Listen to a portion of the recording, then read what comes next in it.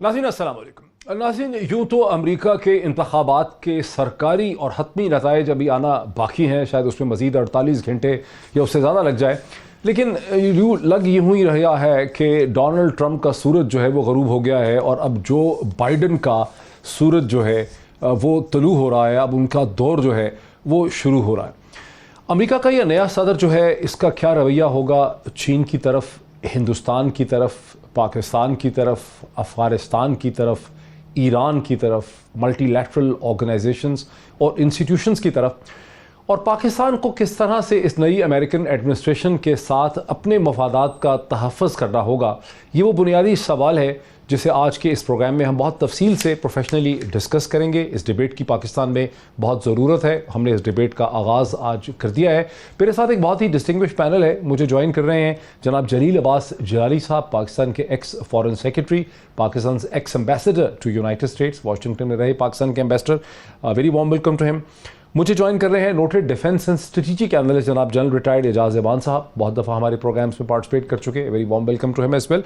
और मुझे ज्वाइन कर रहे हैं रुस्तम शाह मोहम्मद साहब, एम्बेसडर रहे हैं अफ़गानिस्तान में, पाकिस्तान के फ़ाटा से बहुत वाकिफ़ हैं, अपने पॉलिटिकल अपने ब्यूरोक्रेसी के कैरियर का सिविल सर्विस का आगाज़ जो है फ़ाटा से किया, खैबर पख्तूनख्वा के चीफ सेक्रेटरी रहे हैं, अफ़गान अमूर के एक्सपर्ट, उसके हवाले से बहुत लिखते हैं। Very warm welcome to all my guest once again.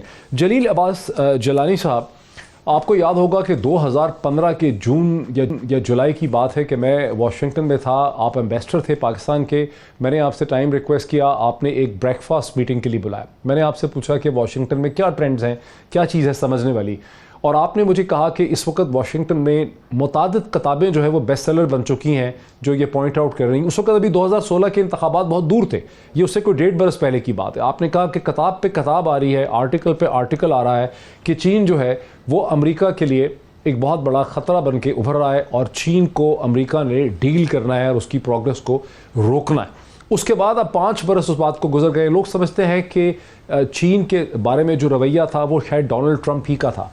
अब जबकि डोनाल्ड ट्रंप का सूरज ग़रूब हो गया है, जो बाइडन जो है वो इमर्ज कर रहे हैं, डेमोक्रेट्स वापस आ रहे हैं अपने कॉम्प्लेक्स वर्ल्ड ऑर्डर की थिंकिंग, आप कैसे देखते हैं इस पूरी कॉन्फ्रंटेशन को, चाइना वर्सेस यूनाइटेड स्टेट्स? जी मुईद साहब, मुझे बिल्कुल आपने सही फरमाया। मुझे वो याद है आपकी और मेरी मीटिंग 2015 में जो हुई थी, और मैंने एग्जैक्टली यही बात की जो आपने अभी बात की। लेकिन हमें एक चीज़ को ज़हन में रखना होगा, वो ये है कि जो अमेरिका में या किसी भी मुल्क की जो खारजा पॉलिसी होती है उसके ब्रॉड कॉन्टूर्स में कोई ख़ास तब्दीली नहीं आती। ये जो चीन से मुतल्लिक जो प्रेसिडेंट ट्रंप का रवैया था या जो हाइप हमें नज़र आती थी, इसकी बुनियाद तो बहुत पहले पड़ चुकी थी। आपको याद होगा कि प्रेसिडेंट ओबामा जब वो सदर बने तो उन्होंने एशिया पैसिफिक स्ट्रेटजी इवॉल्व की, जिसके तहत उन्होंने बिल्कुल सही चीन के साथ उन्होंने किया अपना, वो चीन को एक दिखाया गया कि चीन इज द नेक्स्ट कंपटीशन। लेकिन अब पिछले 4 साल में प्रेसिडेंट ट्रंप के दरमियान में जो कंपटीशन वाली जो फजा थी जो चाइना के साथ थी, वो ट्रांसलेट हो गई into some kind of A rivalry. तो उसके बाहर सूरत जो पाकिस्तान के ऊपर और खित्ते में उसके असरात बहुत नुमायां हैं। उसका एक नतीजा ये भी निकला कि पिछले 4 साल में आपने देखा कि भारत और अमेरिका के ताल्लुकात में बहुत बढ़ावा आया। 2018 के अंदर एक चीन और हिंदुस्तान का एक दिफाई मुआहदा हुआ जिसको कहते हैं communication compatibility and security agreement, कमकासा, और अभी उन्होंने एक बैका, एक BCA एक एग्रीमेंट साइन किए हैं, जिनकी बहुत ही एक मैं समझता हूं कि खित्ते में जो एक दिफाई और एक स्ट्रेटेजिक एक बैलेंस था, उसको ये जरूर डिस्टर्ब करते हैं। तो उसमें मैं थोड़ी सी वजाहत कर दें कि ये जो बेका है, basic exchange and cooperation agreement है, ये सिर्फ चीन के खिलाफ इंटेलिजेंस शेयरिंग है या पाकिस्तान के ऊपर भी सैटेलाइट इंटेलिजेंस शेयरिंग इंडिया से हो सकती है बेका के तहत?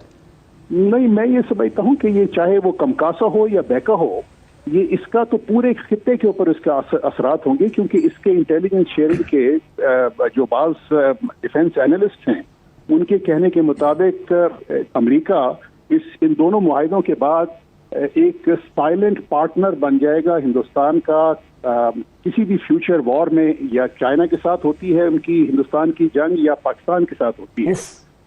उसके तो ऑब्वियसली नेगेटिव जो सी है وہ ضرور ہوں گے. لیکن اگر میں سمجھتا ہوں کہ اگر مسٹر بائیڈن اگر پریزیڈنٹ بن جاتے ہیں تو وہ جو ایک اگریسو سٹائل تھا جو پریزیڈنٹ ٹرمپ کا ہال مارک تھا, ٹھیک ہے, تو اس میں ضرور تبدیلی آئے گی, کیونکہ میں نے اپنے واشنگٹن کے اسٹے کے درمیان دونوں اوباما ایڈمنسٹریشن جس کا بائیڈن بہت ہی اہم حصہ تھے ان کے ساتھ بھی ڈیل کیا کافی عرصے تک, اور اس کے بعد جب پریزیڈنٹ ٹرمپ آئے تو ان کے ساتھ بھی ڈیل کیا. تو میں یہ سمجھتا ہوں کہ سٹائل میں بہت زیادہ فرق آئے گا. مسٹر بائیڈن بڑے ہی سویلائزڈ آدمی ہیں, اور بڑا ان کا جو ایک اگر وہ انہوں نے کوئی بات کرنی بھی ہوگی, کوئی ڈیمانڈ بھی ہوتی ہے امریکہ کی, تو بڑے اچھے طریقے سے کرتے ہیں. ایک چیز جو کہ میں ضرور کہوں گا کہ میں یہ سمجھتا ہوں کہ جو پچھلی جو ایڈمنسٹریشن تھی, اوباما ایڈمنسٹریشن جس کا بائیڈن بہت اہم حصہ تھے, اس میں ہمیں چائنا پاکستان اکنامک کوریڈور کے اوپر کوئی بھی پریشر نہیں تھا. بلکہ ہماری جتنی بھی ڈسکشن ہوتی تھی ایڈمنسٹریشن میں تو اس میں وہ کہتے تھے کہ یہ پاکستان کے لیے ایک بہت اچھی ایک خوشائند ایک ڈیولپمنٹ ہے. اور یہ جو پریشر بلڈ اپ ہونا شروع ہوا وہ صرف ٹرمپ کے زمانے میں شروع ہوا. پھر آپ کو یہ یاد ہوگا کہ اس زمانے میں ایک اسٹریٹجک ڈائلاگ تھا پاکستان اور امریکہ کا, اور بہت اہم ڈائلاگ تھا, اور اس کی جو امریکہ کی طرف سے اس میں سیکرٹری آف اسٹیٹ ہوا کرتے تھے, اور پاکستان کی طرف سے وہ اس کو ڈائلاگ کو فارن منسٹر جو ہیڈ کیا کرتی تھی اور کرتے تھے, بعد میں بھی کرتے رہے. اور اس کے بڑے ہی اہم ورکنگ گروپ بنائے گئے تھے جس میں سائنس اینڈ ٹیکنالوجی کا ورکنگ گروپ تھا, ڈیفینس آپریشن کا تھا, اور اس میں بہت اچھی ایک آگے بڑھاوا آیا ہمارے تعلقات میں, اور پریزیڈنٹ اور مسٹر وائس پریزیڈنٹ بائیڈن کا اس میں بہت اہم رول بھی رہا. تو میں یہ سمجھتا ہوں ایک quick question before I go to Rustam Shah Mohammad صاحب, تھوڑا سا مجھے یہ بتائیں کہ آپ کیا سمجھتے ہیں کہ چین کی طرف جو ایک انتہائی اگریسو پوزیشن ہے, سٹائل ہی کا فرق ہوگا یا سبسٹنس کا بھی فرق پڑ جائے گا؟ آپ نے کہا سی پیک کا بھی اتنا پریشر نہیں تھا, مجھے یاد ہے یو ایس ایمبیسڈر نے بھی ہمیں بریفنگ کی تھی کہ ہمیں سی پیک سے کوئی خطرہ نہیں ہے, ہم ویلکم کرتے ہیں, لیکن مطلب آپ سمجھتے ہیں کہ صرف سٹائل فرق ہوگا, سویلائز ہیں, تمیزدار ہیں, یا سبسٹنس کا بھی فرق پڑنے والا ہے؟ معاملات پچھلے 4 سال میں اتنے آگے بڑھ گئے ہیں, اور جس طرح سے ایک ہائپ کریٹ کی ہے اس کو بھی کم کرنے میں کافی ٹائم لگے گا. تو میرا خیال میں اس میں سبسٹنس میں کوئی خاص کمی نہیں آئے گی, لیکن سٹائل میں ضرور فرق آئے گا. اور اس کو ایک ڈائلاگ, مثلاً اگر آپ آرٹیکل پڑھیں جو بائیڈن نے فارن افیئرز میگزین میں لکھا, اس کے اندر انہوں نے 2-3 چیزیں جو کہ ہمارے لیے بڑی اہم ہیں وہ لکھی. ایک تو انہوں نے افغانستان سے ایک ریسپانسبل ودرال کی بات کی, دیٹس نمبر 1. نمبر 2, انہوں نے بات کی کہ چائنا کے ساتھ ہمارا ڈائلاگ جو ہے بڑا امپورٹنٹ ہے, اور وہ میں سمجھتا ہوں کہ وہ انگیجمنٹ جو سی ہے پالیسی ان کی ہوگی. اور تیسری جو سی چیز جو کہ ہمارے لیے بہت ہی فائدہ مند ہوگی وہ یہ ہے ایران کے ساتھ انہوں نے بڑے ہی واضح الفاظ میں کہا ہے کہ ایران کے ساتھ JCPOA جو ان کا نیوکلیئر اگریمنٹ تھا اس کو وہ ریوائیو کریں گے. تو یہ سمجھتا ہوں کہ یہ ایک اچھی ہمارے لیے ایک میرے ساتھ رہیں, ذرا میرے ساتھ رہیے. میں آتا ہوں جناب رستم شاہ محمد صاحب کی طرف. رستم شاہ محمد صاحب, ابھی ایکس فارن سیکرٹری جلیل عباس جلانی صاحب نے بھی اس چیز کی بات کی افغانستان سے ہیسٹری وڈرال اور بائیڈن کی پوزیشن کے حوالے سے. میرے ہاتھ میں ایک پیس ہے, اوپینین پیس ہے, جو پاکستان کے پرائم منسٹر عمران خان صاحب نے 26 ستمبر 2020 کو لکھا ہے, اور یہ چھپا ہے نیو یارک ٹائمز میں ہے یا واشنگٹن پوسٹ کا یہ پیس ہے. واشنگٹن پوسٹ میں آپریٹ چھپا ہے, اور ظاہر ہے کہ یہ ایک انسٹیٹیوشنل پوزیشن ہے جس کا ٹائٹل یہ ہے کہ peace is within reach in Afghanistan, hasty international withdrawal would be unwise. Imran Khan, یہ اس کا ٹائٹل ہے, یہ اس کا عنوان ہے. پاکستان کی آفیشیل پوزیشن جو ہے وہ یہ ہے کہ بہت ہیسٹی ودرال جو ہے افغانستان سے نہیں ہونا چاہیے. یہ کیا معاملہ ہے سر, یہ کیا معاملہ ہے, اور اس پہ بائیڈن کا اب کیا فرق پڑے گا؟ یہ دیکھیے, ایک ڈاکٹر صاحب ایک ایمبیولنس ہے پاکستانی اپروچ میں اور پاکستانی پالیسی میں. پہلی بات سمجھنے کی یہ ہے کہ کوئی ہیسٹی وڈرال نہیں ہو رہا. وڈرال تو 1.5 سال سے لگا ہوا ہے, اور ایسی سپیڈ سے جاری ہے کہ جس سے سلو سپیڈ تو ہو ہی نہیں سکتا. پچھلے 1 سال میں کتنے لوگ گئے, کوئی 2000 3000 4000 لوگ گئے, اب کتنے لوگ باقی ہیں, 4000 لوگ باقی ہیں, 4800 لوگ باقی ہیں, اور ان کے ساتھ کنٹریکٹر کی جو سیکیورٹی فورسز ہیں اربکیز وہ باقی ہیں. تو اب 4800 کے لیے جو ٹائم فریم ہے وہ مئی 2021 تک ہے, تو اس میں بھی 4-5 مہینے ہیں. اگرچہ پریزیڈنٹ ٹرمپ نے کہا تھا کہ کرسمس ایو سے کرسمس سے پہلے یہ فوج آنی چاہیے, لیکن میں سمجھتا ہوں کہ ویسے نہیں ہوگا, کیونکہ کرسمس میں تو اب 1 مہینہ رہ گیا ہے. تو اگر یہ 3-4 مہینے پر محیط ہو ان کا وڈرال تو پھر اس کو آپ ہیسٹی وڈرال نہیں کہہ سکتے. اصل بات یہ ہے کہ آیا طالبان اور امریکہ کے درمیان دوحہ میں کوئی افغان گورنمنٹ کے درمیان کوئی معاہدہ ہو جائے گا, کوئی ریکنسیلیشن کی طرف آگے بڑھا جائے گا؟ اس کے امکان اب معدوم ہو گئے ہیں کیونکہ وائلنس کا اپٹک ہے, وائلنس زیادہ ہو رہی ہے. اور یہ وائلنس جو ہے یہ سارے پروسیس کو ڈیریل کر رہی ہے. تو اگر یہ پروسیس کو ڈیریل کر جائے اور طالبان اور افغان گورنمنٹ کے درمیان کوئی ایگریمنٹ نہ ہو تو اس صورت میں یہ سوال پیدا ہوتا ہے کہ کیا امریکہ کی فوج اس صورت میں بھی افغانستان سے نکل جائے گی؟ میرا اپنا یہ خیال ہے کہ جو معاہدہ ہوا ہے اس کی پابندی کی جائے گی. بائیڈن سے کیا فرق پڑے گا؟ بائیڈن پریزیڈنسی سے ایمبیسڈر صاحب کیا فرق پڑ جائے گا؟ بائیڈن پریزیڈنسی دیکھیں کوئی زیادہ فرق نہیں پڑے گا. بائیڈن کے پریزیڈنسی سے آنے سے یہی ہوگا کہ اس میں ہو سکتا ہے کہ 1-2 مہینے کی تاخیر ہو, لیکن فوج کا نکلنا طے ہے, فوج وہاں سے جائے گی. بائیڈن کے آنے سے صرف یہ فرق پڑے گا کہ وہ کوشش کریں گے کہ طالبان اور افغان گورنمنٹ کے درمیان کوئی معاہدہ ہو جائے. وہ یہ بھی کر سکتے ہیں کہ افغان گورنمنٹ پہ دباؤ ڈالیں کہ امریکہ کی جو فائنانشیل اسسٹنس ہے جس کی بدولت افغان حکومت چل رہی ہے وہ فائنانشیل اسسٹنس روکنے کا وہ اگر وارننگ دے دیں کہ وہ جو ہے اس میں روڑے نہ اٹکائیں, کیونکہ افغان گورنمنٹ جو ہے وہ اسٹیٹس کو کی پیداوار ہے, وہ اسٹیٹس کو پرولانگ کرنا چاہتے ہیں. امریکن CIA کو یہ بات اچھی طرح علم ہے. تو ہو سکتا ہے کہ بائیڈن ایک ریڈ لائن ڈرا کریں کہ آپ یہ جو معاہدہ ہے یہ معاہدہ ہو کے رہے گا اور طالبان ایک ٹرانزیشنل حکومت میں شامل ہو جائیں گے.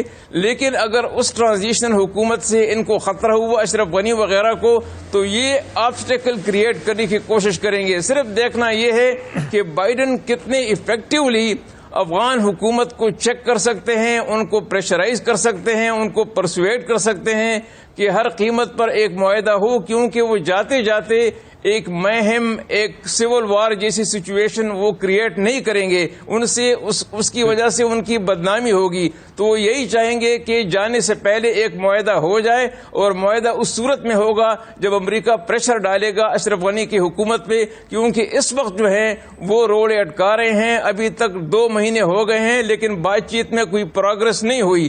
اس کا مطلب یہ ہے کہ وہ ڈیریل کرنے کی کوشش کر رہے ہیں, وہ پرولانگ کرنے کی کوشش کر رہے ہیں.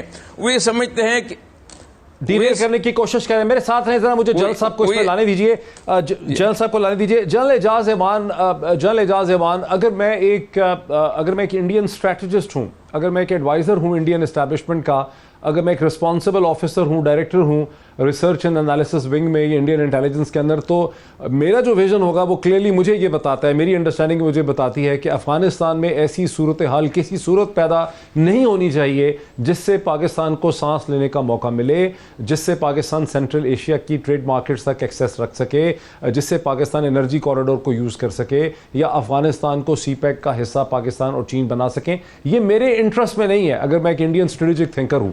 اب جب کہ یہ ٹرانزیشن مومنٹ آ گیا, ایک نئی پریزیڈنسی آ رہی ہے جس کے دیکھنے کا انداز مختلف ہے, ہندوستان افغانستان میں کیا کرنا چاہے گا اور پاکستان کی کاؤنٹر اسٹریٹجی کیا ہونی چاہیے؟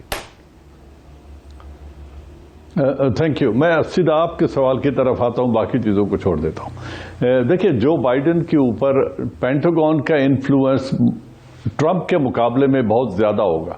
ٹرمپ صاحب کا مزاج ایسا تھا کہ وہ برش اسائڈ کر دیتے تھے ریکمنڈیشنز, پینٹاگون کی ریکمنڈیشنز کو وہ برش اسائڈ کر کے جو ان کا اپنی الیکٹورل کمٹمنٹ تھی, جس کی وجہ سے ان کی ایک سوچ تھی کہ اوورسیز ایڈونچرز کو کم کیا جائے, آرم فورسز کو واپس لایا جائے, اور ڈیفنس انڈسٹری کو بڑھاوا دینے کے لیے اس طرح کی چھوٹی موٹی جنگوں کا جاری رہنا ایک اچھی اسٹریٹجی نہیں ہے.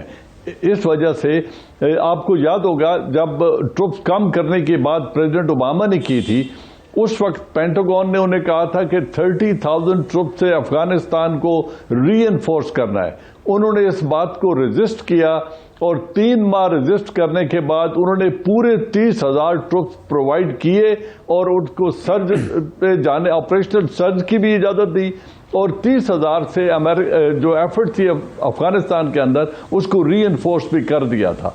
अब ये वही माइंडसेट है जो वापस आ रहा है, क्योंकि जो हिंदुस्तान के पॉइंट ऑफ व्यू से 2 अहम डेवलपमेंट्स हैं, एक ये जो आपने की है और दूसरी जो इस वक्त चाइना के साथ उनके ताल्लुकात हैं और जिस तरीके से अमेरिका के स्ट्रेटेजिक इंटरेस्ट में चाइना इस रीजन में फिट बैठता है, जो कैमकासा और बेका के ट्रीटमेंट को अगर एक्चुअलाइज करना है और ये बेचना है ये नुस्खा हिंदुस्तान को, तो हिंदुस्तान उसकी कीमत उनसे पूरी लेगा। और वो कैसे? इस वक्त हिंदुस्तान को खतरा है 2 फ्रंट वार का, जो वो बेचेंगे चाइना को, जो अमेरिका को। अब चाइना के साथ उनके ताल्लुकात अभी भी ठीक नहीं है।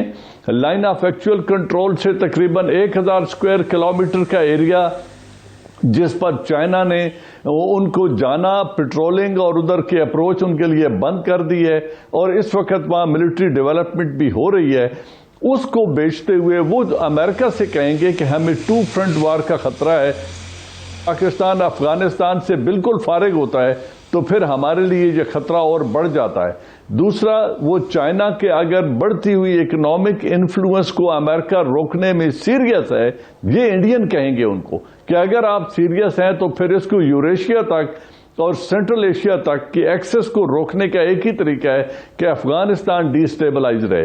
अब अफगानिस्तान में वो रीइंफोर्स करके फोर्सेस को कोई नतीजा या जमीनी हकायक को तो नहीं बदल सकता America, it's a writing on the wall, लेकिन वहां से जो निकलने का मुआहदा है मई 21 तक का, उसमें मैं चाहूंगा कि टाइम मुझे गलत साबित करे और मेरी असेसमेंट गलत हो, लेकिन मुझे डर है कि इसमें तोसी के इम्कानात हैं जो बाइडन के आने से।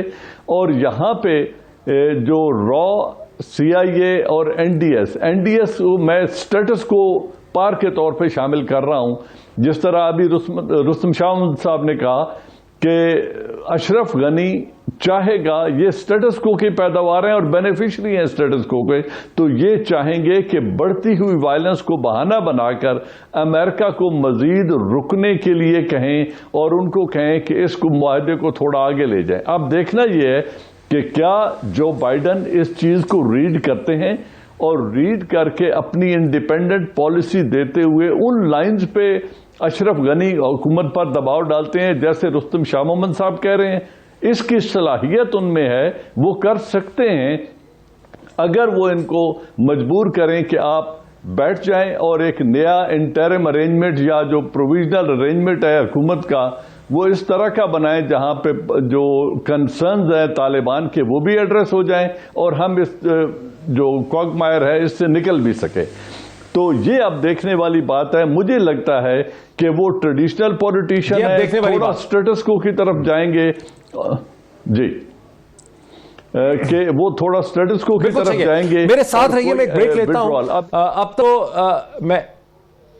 मैं जरा सम अप कर दूं। जल साहब ने जो कहा है, बुनियादी तौर पर डोनाल्ड ट्रंप में जिस किस्म की एक कैपेसिटी थी, एक कैपेबिलिटी थी अमेरिकन एस्टैब्लिशमेंट को, पेंटागन को, इंटेलिजेंस कम्युनिटी को डिफाई करने की और अपनी विल के साथ खड़े होने की, वो विल जो है वो बहुत से लोग समझते हैं, खाली जनरल साहब नहीं समझते हैं कि जो बाइडन के अंदर हमें जो है ना उनके मुकाबले में जो बाइडन जरा शरीफ आदमी है, उनमें वो कैपेबिलिटी, वो कैपेसिटी हो नहीं सकेगी अमेरिकन एस्टैब्लिशमेंट के वजन को हैंडल करने की। और अफगानिस्तान के अंदर अगर हम इस चीज़ को सही डॉट कनेक्टिंग करें तो हिंदुस्तान की इंटेलिजेंस एजेंसीज और NDS की कोशिश होगी कि अफगानिस्तान में लेवल ऑफ वायलेंस जो है अगले चंद हफ्तों या महीनों में इतना बढ़ जाए कि जो एग्रीमेंट था विड्रॉल का यहां से, उसकी इंप्लीमेंटेशन मुकम्मल तौर पर ना हो सके।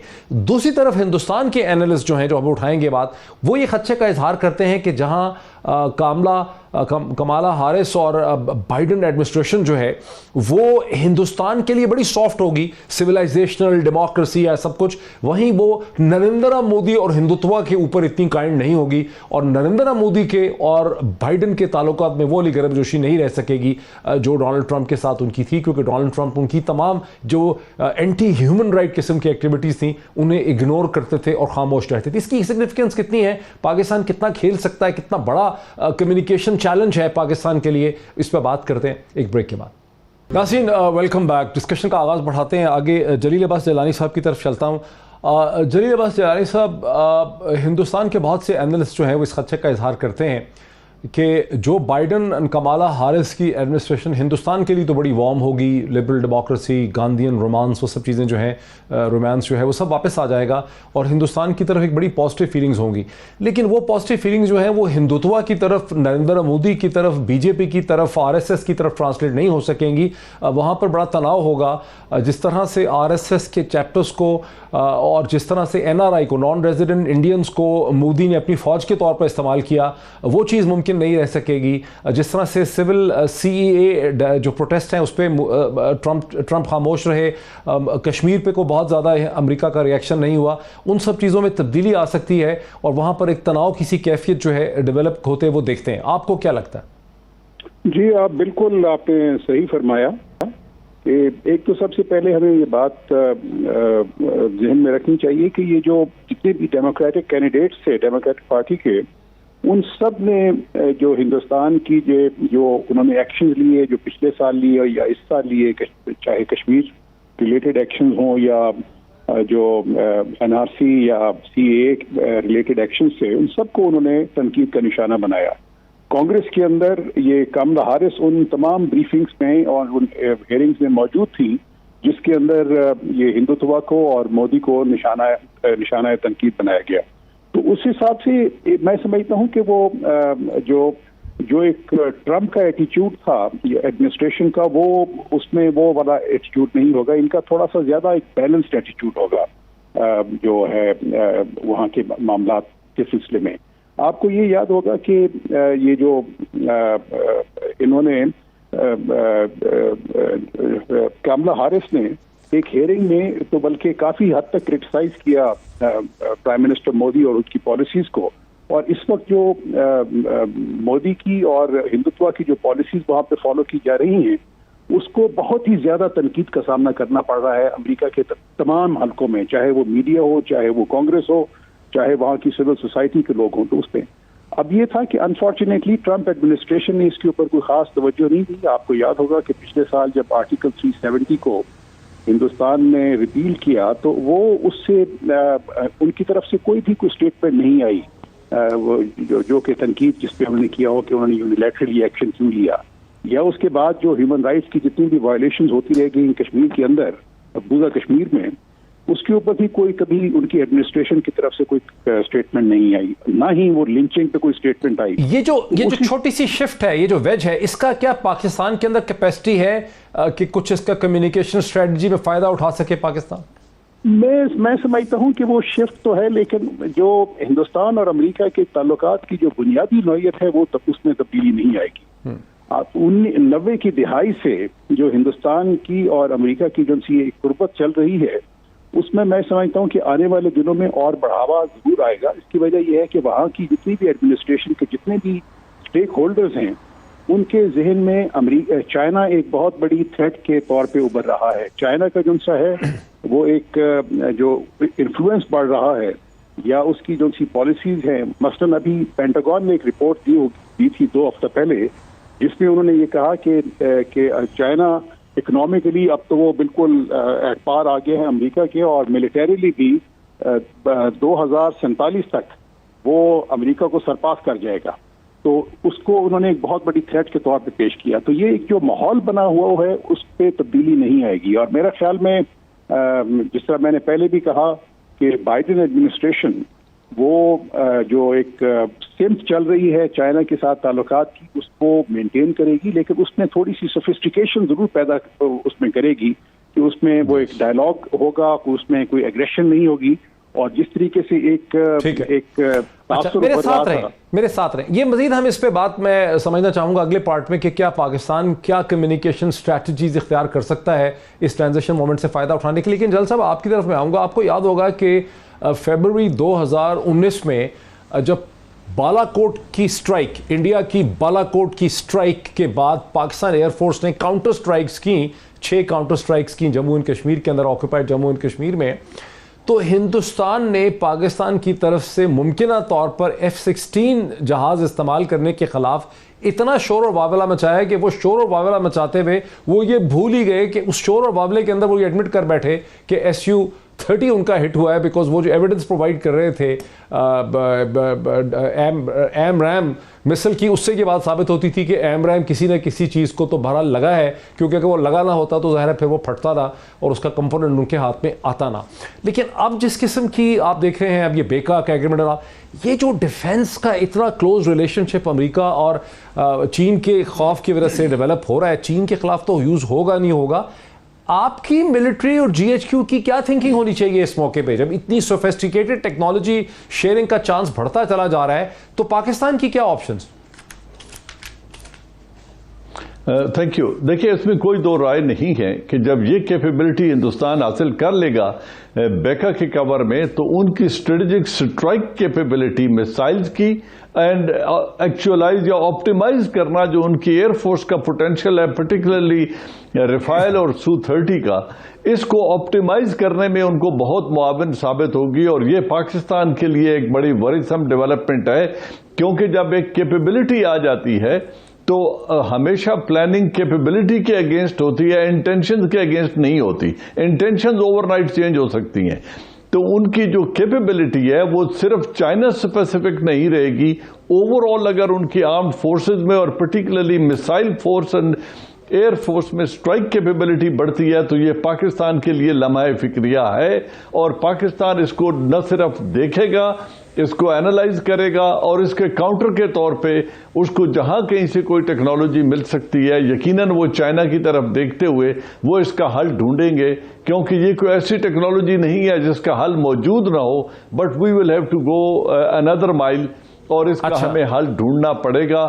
اب چونکہ اس ایریا میں ان کے اسٹریٹجک انٹرسٹ کو انسائڈ کر رہے ہیں ہندوستان کے ساتھ، اور ہمارا اسٹریٹجک انٹرسٹ کو انسائڈ کرتا ہے چائنا کے ساتھ، تو اب یہ دونوں جو رائیول پارز ہیں، اکنامک پارز ہیں، but militarily they are very well equipped both of them. تو اور ہم بھی نیوکلیئر پار ہیں، انڈیا بھی ایک نیوکلیئر پار ہے، تو اس کو بیلنس کرتے ہوئے ہمیں بھی اپنی کیپیبلٹی کو یقیناً انہینس کرنا پڑے گا. اچھا جلسہ میرے ساتھ رہیے. ویسے مجھے میرے ذہن میں ایک سوال ضرور یہ رہ گیا ہے، میں پھر چاہوں گا اس کو ایڈریس ہم کسی سٹیج پہ کریں، کہ جس قسم کی سوفیسٹیکیٹڈ اینڈ وار کیپیبلٹی یا ٹیکنالوجی جو ہے وہ امریکہ کے پاس ہے، وہ اگر کسی کے پاس ہے وہ تو سر ویسٹرن یورپ کے پاس ہے، وہ پھر جرمنز کے پاس ہے یا فرینچ کے پاس ہے یا اس سے ملتی جلتی کوئی شاید انگلش کے پاس ہے، کسی اور کے پاس ہے نہیں، یا پھر رشینز کے پاس ہے. تو پاکستان کیسے اس کو مینیج کرے گا؟ رستم شاہ محمد صاحب، میں اگر آپ کی طرف آؤں، جب ہم نے پچھلا پارٹ کنکلوڈ کیا تو اس میں ایک کنکلوژن یہ تھا کہ لاجیکل یہ بات بنتی ہے ایمبیسڈر صاحب کہ اب ہندوستان کی اسٹیبلشمنٹ جو ہے وہ کوشش کرے گی کہ وائلنس میں اضافہ ہو افغانستان میں، کم از کم اس لیول پہ ہو، تاکہ وہاں سے جو وڈرال جو بھی ہونا تھا آدھا پچاتا وڈرال، وہ پروسیس ہی ختم ہو جائے، وہ وڈرال کا کیس ہی ختم ہو جائے. تو پاکستان کو پھر اب کیا کرنا چاہیے؟ دیکھیے یہ ایک پرسیپشن ہے کہ ہندوستان وہاں ڈی اسٹیبلائزیشن دیکھنا چاہتا ہے اور اس کو پروموٹ کرنا چاہتا ہے. ہو سکتا ہے کہ اس میں کچھ حد تک کچھ ہو حقیقت ہو، لیکن ایک دوسرا ویو بھی ہے، اور وہ یہ ہے کہ ہندوستان نے پچھلے اتنے سالوں میں وہاں پہ افغانستان میں کوئی $3 بلین کی انویسٹمنٹ کی ہے. سب سے پہلی بات یہ ہے کہ ایک پیسفل افغانستان میں وہ اپنی انویسٹمنٹ کو پروٹیکٹ کر سکے گا.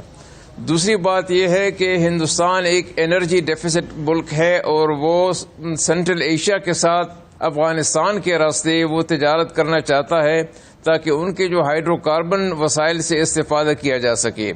تیسری بات یہ ہے کہ جو چابہار روڈ میں انہوں نے مدد کی ہے، اس کا یہی مقصد تھا کہ افغانستان کو سپرنگ بورڈ بناتے ہوئے سینٹرل ایشیا تک ایکسیس حاصل کر لیا جائے. یہ ساری باتیں اس صورت میں ممکن ہیں جب افغانستان میں امن ہو، لیکن اگر افغانستان ڈی اسٹیبلائز ہو، وائلنس وہاں پہ اسکلیٹ کر جائے، وہاں پہ سول وار جیسی سچویشن ہو جائے، تو نہ تو ہندوستان کو تو کوئی فائدہ نہیں ہوگا بلکہ الٹا نقصان ہوگا، کیونکہ انہوں نے جو انویسٹمنٹ کی ہے اس کا پھر کیا بنے گا؟ ہمیں تو یہ اشارے ملے ہیں کہ طالبان بھی ہندوستان کے ساتھ لیکن رستم صاحب یہ دیکھیں، لیکن سر تھوڑا سا ایک سیکنڈ سر، تھوڑا سا سر، یہ ہے کہ جو انویسٹمنٹ آپ 3 بلین کی کہتے ہیں وہ شاید ابھی ٹرانسلیٹ نہیں ہوئی، اس میں سے بہت سی ایم او یوز ہیں اور وہ کمٹمنٹس ہیں. بہرحال اگر انویسٹمنٹ انہوں نے کی تو وہ تو انہوں نے، چونکہ ایک کیش رچ لیکوڈ اکانومی ہے انڈیا کی اس وقت بہت زیادہ گزشتہ چند ملک، وہ جو اسٹریٹجک نیچر کی انویسٹمنٹ ہے جس میں انہوں نے انفلوئنس بائنگ کی، جیسے امریکہ نے کیری لوگر بل کے ذریعے انفلوئنس بائنگ کی، جو آپ چیز کہہ رہے ہیں وہ تو ایسا لگتا ہے کہ ہندوستان کا ہول سیل ویژن جو ہے ریجن کا وہ چینج ہو جائے گا، پاکستان سے ان کو جو خطرات ہیں، یہ جو اینیموسٹی ہے وہ ختم ہو جائے گی، اور بالکل ایک گاندھی جی واپس آ جائیں گے دلی میں بیٹھ کے اور گاندھی جی فیصلے کریں گے فارن پالیسی کی. تو ایسا لگتا ہے سر؟ دیکھیے، آپ اس کو رول آؤٹ نہیں کر سکتے. پہلی بات یہ ہے کہ اس وقت جو ہندواٹا کی جو پالیسی ہے وہ تو مودی جی تک محدود ہے. اگر جب مودی جی چلا جائے، مودی کی حکومت چلی جائے، تو ہو سکتا ہے کہ وہاں پہ کچھ اس میں ایک فنڈامنٹل چینج آ جائے اس پالیسی میں، کیونکہ ہندوستان کے اندر بہت سے لوگ اس پالیسی کی مخالفت کر رہے ہیں اور اس پالیسی سے ہندوستان کو کوئی فائدہ نہیں پہنچا، بل نقصان پہنچ رہا ہے، وہ آئسولیشن کی طرف جا رہا ہے. اگرچہ اتنا بڑا ملک ہے کہ کوئی نہ امریکہ نہ روس نہ یورپین ممالک جو ہیں ان کے ساتھ تعلقات کو بگاڑ سکتے ہیں، کیونکہ اتنی بڑی اکانومی ہے، اتنا بڑا ملک ہے، ان کے اتنے بڑا ڈیاسپورا ہے ساری دنیا میں. ان کو دیکھتے ہوئے ہر ملک جو ہے وہ احتیاط سے کام لے رہا ہے، تو اس لیے ان پہ تنقید بھی کم کی جاتی ہے. کشمیر کے معاملے میں جو انہوں نے کیا اس پہ دنیا کی طرف سے کوئی تنقید نہیں آئی، کوئی ان کو کریٹیسائز نہیں کیا گیا، کوئی ان کو ٹارگٹ نہیں کیا گیا، کیونکہ ہر ایک ملک جو ہے وہ اپنے مفادات کی بات کرتا ہے. پہلی بات تو یہ ہے. دوسری بات یہ ہے کہ اگر ہندوستان واقعی ایسے ڈیسٹیبلائزیشن میں ان کی ایکٹیو انوالومنٹ ہے تو افغانستان میں ان کی جو تھوڑی بہت گڈ ول اس وقت ہے وہ بالکل ختم ہو جائے گی، کیونکہ ایک دن تو وہاں کوئی حکومت بننا ہے. جو بھی حکومت بنے، چاہے طالبان کی حکومت ہو، چاہے ایک multi ethnic broad base transitional حکومت ہو جس میں طالبان شامل ہوں، اگر ان کو یہ علم ہو جائے کہ ہندوستان سارے پروسیس کو وہ کرنا چاہتا ہے، خراب کرنا چاہتا ہے، وہاں پہ افغانستان کے امن کو تہ و بالا کرنا چاہتا ہے اپنے مقصد کے لیے یا پاکستان کی دشمنی کے لیے، تو اس کے خلاف ایک زبردست ریئیکشن آئے گا، اور وہ ایسا ریئیکشن ہوگا جو کہ ہندوستان کو ایکسپٹیبل نہیں ہوگا. مجھے ایک بریک لینے دیجیے، بریک کے بعد اس ایشو پہ بھی، اور پھر یہ کہ پاکستان کی کاؤنٹر کمیونیکیشن اسٹریٹجی کیا ہونی چاہیے اس مومنٹ آف ٹرانزیشن پہ، اس پہ بات کرتے ہیں آفٹر دا بریک. ناظرین ویلکم بیک. میرے پاس 6-7 منٹ ہیں، اس میں بہت کوئکلی میں چاہوں گا بہت 3 ایشوز کور ہو جائیں. جلیل عباس جیلانی صاحب، بائیڈن اس ایڈمنسٹریشن کا حصہ ہیں، President Biden, future President Biden اس ایڈمنسٹریشن کا، اوباما ایڈمنسٹریشن کا حصہ ہیں جس نے 8 برس انتہائی تگ و دو اور پیشنس کے ساتھ JCPOA joint comprehensive plan of action Iran nuclear US deal جس کو کہا جاتا ہے اس کو نیگوشیٹ کیا، وچ واز پرابلی 6+2 یا 5+2 وہ ارینجمنٹ تھا انٹرنیشنل نیگوشیشن کا. اب ظاہر ہے کہ یہ ایڈمنسٹریشن کسی حد تک اس پہ واپس جائے گی، اور اس کا مین جو سینٹرل پلانک تھا وہ یہ تھا کہ سعودی عرب لیڈ جو ڈکٹیٹوریل GCC رجیمز ہیں ان پہ سے امریکہ کی ریلائنس کم کرنی ہے، اور ایک نسبتاً زیادہ پلورل ایران جو ہے اس کو ایک سینٹر آف گریوٹی کے طور پر ایکسیپٹ کیا جائے، اس کے ساتھ تعلقات جو ہیں وہ بہتر کیے جائیں. اور اس کے اوپر بڑا یورپین کنسنسس بھی تھا، اس میں رشینز بھی شامل تھے، اس میں چائنیز بھی شامل تھے. اب کیا ہوگا؟ What is the future relation ship with Saudi Arabia, GCC countries and with Iran? بالکل آپ کا انالیسس بالکل صحیح ہے. پریزیڈنٹ یہ اپنا کینڈیڈیٹ بائیڈن نے تو اپنے مینیفیسٹو میں بھی لکھا اور اپنی جو آرٹیکل لکھا اور اپنی جو جتنی بھی اسٹیٹمنٹس ہیں انہوں نے اس میں کہا ہے کہ میں اگر اقتدار میں آ گیا تو یہ ایران کے ساتھ جو نیوکلیئر ڈیل ہے اس کو ریوائیو کروں گا. اب وہ اگر ریوائیو ہوتی ہے تو اس کے ساتھ جو نہ صرف یورپین ممالک کے ایران کے ساتھ تعلقات بہتر ہوں گے بلکہ امریکہ کے ساتھ بھی ان کے چینلز آف کمیونیکیشن جو ان سے ہے نا وہ بہت امپروو ہوں گے، کیونکہ امریکہ کے اندر بھی کافی حلقوں میں، ایون کانگریس کے حلقوں میں اور باقی جو وہاں پہ تھنک ٹینکس ہیں یا میڈیا کے حلقوں میں اس بات پہ بہت زور دیا جاتا رہا ہے پچھلے 4 سال میں کہ ایران کے ساتھ تعلقات بہتر ہونے چاہیے. تو میرے خیال میں جب اگر وہ ریوائیو ہو گیا JCPOA جو 5+2 کی جو آپ نے بات کی وہ فارمولا، اس کے اوپر تو یورپینز ابھی تک قائم ہی ہیں اور چائنا بھی اس کے اوپر قائم ہے. تو میں سمجھتا ہوں کہ وہ یورپینز بھی اس بات سے خوش ہوں گے اور چائنا بھی اس بات سے بہت خوش ہوگا. ہمارے لیے جو فائدے کی بات بنتی ہے کہ جو ایک ٹینشن ڈیولپ ہو گئی تھی اس خطے میں، اور اس خطے کے اندر جو ایک اسرائیل کا اپنا ایک رول بڑھ گیا تھا مڈل ایسٹ کے اندر، تو شاید اس کے اندر اس میں تھوڑا سا اس میں کمی واقع ہو، اور یہ سمجھتا ہوں کہ وہ بہت ایک اچھی بات ہوگی. تو دوسری ایک چیز جو بڑی اہم ہے کہ وہ جو بائیڈن ہیں اگر وہ پریزیڈنٹ بن جاتے ہیں تو انہوں نے بارہا کہا ہے کہ میں ملٹی لیٹرلزم کو ترجیح دوں گا بجائے اس کے یونیلیٹرلزم کے، جو کہ ٹرمپ انتظامیہ کا ایک خاصہ تھا. تو وہ بھی میں سمجھتا ہوں کہ ہمارے پاکستان کے لیے ایک بہت ہی فائدہ مند چیز ہوگی، کیونکہ پاکستان بھی اس چیز پہ بلیو کرتا ہے کہ UN اور باقی جو انٹرنیشنل باڈیز ہیں ان کے وہاں پہ ایک کنسنسس ہونا چاہیے تاکہ بین الاقوامی جتنے بھی مسئلے مسائل ہیں اس پہ آگے بڑھا جا سکے. تو یہ سب سے پہلے تو میں سمجھتا ہوں کہ revival of high level strategic dialogue Pakistan اور امریکہ کے درمیان جو ہی ہے، بلکہ ابھی سے ہمیں رابطے کرنے شروع کر دینے چاہیے. اور ان کی جو فورن پالیسی ٹیم ہے وہ اس پہ تمام وہ لوگ ہیں جو کہ پہلے اسٹیٹ ڈپارٹمنٹ کے سینئر آفیشلز رہ چکے ہیں، ڈپٹی سیکرٹریز تھے یا اسسٹنٹ سیکرٹریز تھے یا سیکرٹریز آف اسٹیٹ تھے، تو ابھی انہی لوگوں میں سے ہی وہ لوگ سامنے آئیں گے. تو ان کے ساتھ ہمارے پہلے بھی رابطے ہیں اور ان کو زیادہ بیسیکلی بیلنسنگ ایکٹ ہمیں چاہیے. میرے ساتھ رہیے جلال صاحب. بنیادی طور پر ہماری تو کوشش یہ ہونی چاہیے کہ جہاں ہم چین کی مدد سے، سی پیک کی مدد سے اپنی اسٹرکچرل ڈیولپمنٹ اور کیپیسٹی بلڈنگ کریں ایگریکلچر وغیرہ کے ایریاز میں، وہاں ہم امریکہ اور ویسٹرن الائنس کو بھی ساتھ لے کر چل سکیں، اس کے ساتھ ہماری اینیموسٹی نہ ہو. آپ سمجھتے ہیں کہ ہم یہ بیلنس کر سکیں گے؟ کس قسم کی کمیونیکیشن اسٹریٹجی یا فارن پالیسی اسٹریٹجی ہمیں چاہیے؟ Thank you. بالکل بیلنس کرنا ہی میں ہماری اچیومنٹ ہوگی، اور یہی ایک ڈپلومیسی کا خاصہ ہے کہ اگر آپ پازیٹیو اینڈ کنسٹرکٹیو ڈپلومیسی کرتے ہیں تو ان کو انگیج رکھے بغیر گزارا نہیں، یا یونیلیٹرلزم نہیں ہوتی. ایک دروازہ بند کر کے باقی کھولنا ضروری نہیں ہوتا. تو یہ پوائنٹ آؤٹ آپ نے درست کیا کہ یہی وے فارورڈ ہے. لیکن اس کو جو چیزیں دو افیکٹ کر رہی تھی اور اب ان کی بہتری کے امکانات ہیں، ایک US کی ایران پالیسی، ٹرمپ ایڈمنسٹریشن کی ایران پالیسی اس کو بہت برے طریقے سے افیکٹ کر رہی تھی، اور ایک ان کی جو لیننگ تھی towards Israel but forcing the Arab countries اور pressurizing Arab countries for recognition of Israel, اگر اس میں بھی وہ تھوڑا بائیڈن ایڈمنسٹریشن اپنے ڈپلومیٹک طریقے سے چلتی ہے اور ان کو تھوڑا ریئیکشن ٹائم دے دیتی ہے، تو پاکستان کے لیے یہ بیلنسنگ اور ایزی ہو جائے گی، کیونکہ ہم سعودی عربیہ، قطر اور UAE کے ساتھ مل کے چلنا بھی ہماری بہت بڑی مجبوری ہے، اور ایران کے ساتھ کنسٹرکٹیو انگیجمنٹ بھی ہمارے لیے بہت فائدہ مند ہے، اور یہ ممکن ہوگا بائیڈن ایڈمنسٹریشن کے دوران. اور جو تیسری چیز ہے ہندوستان کے ساتھ تعلق، جی مجھے بس لاسٹ ورڈ لینے دیجیے. بالکل وقت رک گیا. رستم شاہ محمد صاحب یور لاسٹ ورڈ. ٹھیک جی رستم شاہ محمد صاحب یور لاسٹ ورڈ. دیکھیے یہ ضروری نہیں ہے کہ چین اور ہندوستان، امریکہ اور ہندوستان ایک دوسرے کے قریب آئیں، تو یہ ضروری نہیں ہے کہ پاکستان امریکہ سے دور ہو. اسی طرح اگر کوئی یہاں پہ ساری ریجن میں پاکستان کو اپنا مفاد دیکھنا چاہیے. پاکستان کو چاہیے کہ چین کے ساتھ جو روابط ہیں ان کو تو فروغ دیا جاتا رہے، لیکن اس کے ساتھ ساتھ امریکہ کو بھی وہ انگیج رکھیں. اس میں کوئی ایسی بات نہیں ہے.